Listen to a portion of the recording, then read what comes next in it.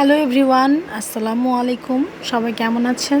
Mango বার বা আমসত্ত্ব পছন্দ করি না এরকম মানুষ কিন্তু খুবই কম, বিশেষ করে বাচ্চারা।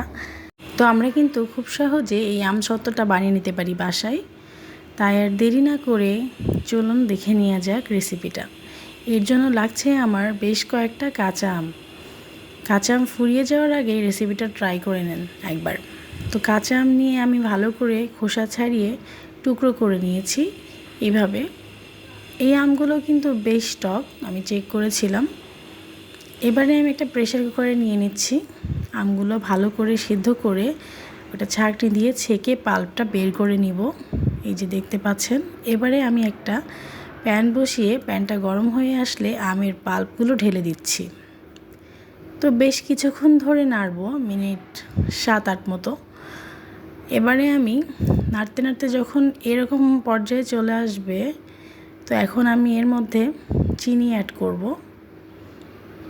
তো আমটা যেহেতু বেশ টক, এখানে আমি 2 কাপের মতো চিনি অ্যাড করেছি। আপনারা চাইলে কম বেশি করতে পারেন। এবার চিনি দিয়ে অনবরত নাড়তে হবে, নিচে যেন কোনোভাবে ধরে না যায় সেদিকে খেয়াল রাখবেন। এখানে আমি 1 চা চামচের মতো বিট লবণ অ্যাড করে দিলাম। খুবই ভালোভাবে নেড়ে চেড়ে যাওয়ার পালা। আর আমসত্ত্ব যখন এর পর্যায়ে থাকে তখন কিন্তু খুবই এদিকে সেদিকে ছুটতে থাকে, তো বি কেয়ারফুল যাতে গায়ে না পড়ে। তো এই যে এই পর্যায়ে আমি নামিয়ে নিয়েছি, দেখেন চামচের গা থেকে আস্তে আস্তে ছেড়ে আসছে। তো এখানে আমি একটা বড় খঞ্চা নিয়ে নিয়েছি আর সরিষার তেল ব্রাশ করে নিয়েছিলাম। তো আমি কড়াই থেকে আমসত্ত্বটাকে ঢেলে নিচ্ছি। আমি অলরেডি রোদের উপর চলে আসছি। এবারে আমি খুন্তি দিয়ে এটাকে চারিদিকে ছড়িয়ে দেওয়ার চেষ্টা করছি। এই যে আমার দ্বিতীয় দিনের আমসত্ত্ব। তো 2 দিন পরে আমার আমসত্ত্ব রেডি হয়ে গেছে। আমি এখন ছুরি দিয়ে কেটে নিচ্ছি। এবার এটাকে ঘুরাই শেপ দিয়ে দিচ্ছি। আপনারা চাইলে লম্বা লম্বা করে কেটেও নিতে পারেন। তো আমি এভাবে করে শেপ দিয়ে নিয়েছি।